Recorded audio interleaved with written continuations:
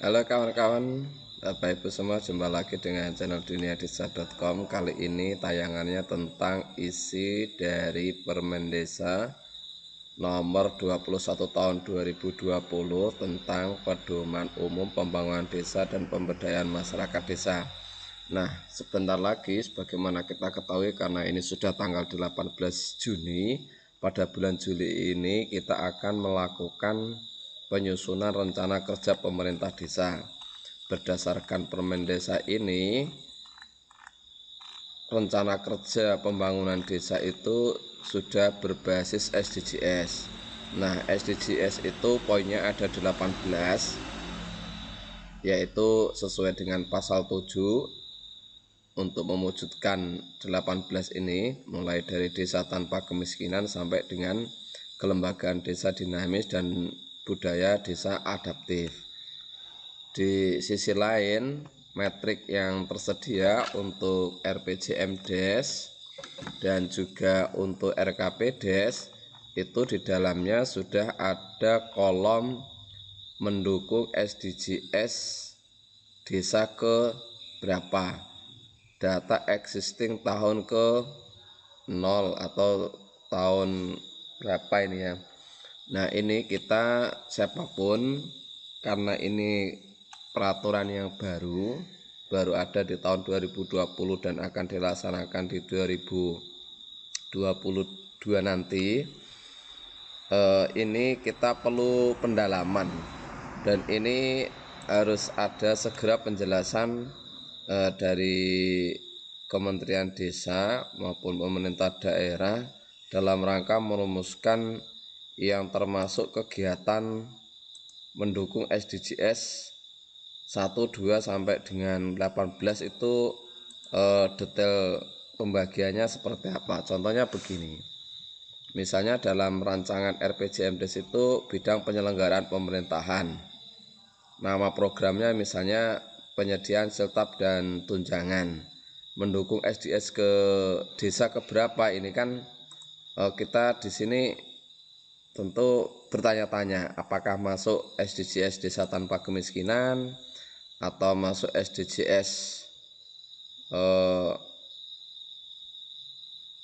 desa tanpa kelaparan, desa sehat dan sejahtera. Ini harus ada yang menjelaskan, dan itu penting bagi kita, khususnya teman-teman pendamping, supaya tidak menjadi blunder atau beda pendapat dalam rangka fasilitasi. Misalnya di desa A dengan desa B itu beda, atau dari kabupaten A untuk penyelenggaraan pemerintahan desa untuk siltap dan tunjangan misalnya masuk di kategori SDGs yang desa tanpa kemiskinan, tapi di desa B atau di kecamatan B atau di kabupaten B masuknya desa sehat sejahtera. Nah, ini penting supaya nanti proses penyusunan RKPDes di tahun 2021 untuk tahun 2022 lancar dan tidak menimbulkan masalah.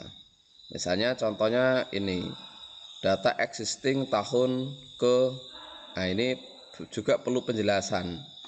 Kemudian misalnya pembangunan ada pembangunan jalan usaha tani, itu maksudnya di dalam metrik ini, khususnya yang bagian kolom SDGs itu masuk kategori mendukung SDGs yang nomor berapa, apakah masuk infrastruktur dan inovasi desa sesuai kebutuhan atau pertumbuhan ekonomi desa merata. Nah, ini harus ada pihak yang menjelaskan, dan tentu pula ini metrik format rancangan RPJM desa. Pasti akan timbul pertanyaan, apakah RPJM desa yang selama ini sudah ada, apakah dilakukan penyesuaian dengan format RPJM yang ada di Permen Desa nomor 21 tahun 2020 ini, karena dulu formatnya kan memakai yang di Permendagri, tidak ada kolom untuk mendukung SDGs desa ke atau desa dan data existing tahun ke, ini tidak ada dulu.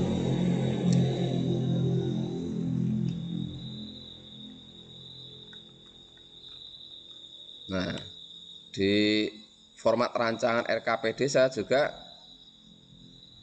ada kolom tersebut. Selain di RPJM Desa, turunannya di RKP Desa juga ada penjelasan mendukung SDGs ke berapa, 1, 2, 3. Data existing tahun berjalan, ini maksudnya bagaimana, cara pengisiannya, redaksinya apa, atau angka atau apa. Kemudian target capaian tahun 2022 itu maksudnya harus diisi apa. Ini harus ada penjelasan supaya teman-teman yang melakukan fasilitasi atau bahkan pemerintah desa, khususnya tim penyusun RKP Desa, tidak mengalami kebingungan.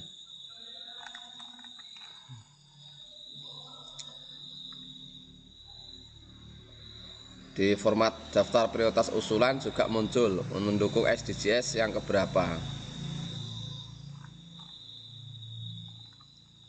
Oke, Bapak Ibu semuanya, semoga ini menjadi perhatian dari Kementerian Desa supaya ada solusi untuk kita semua, supaya kita memahami tentang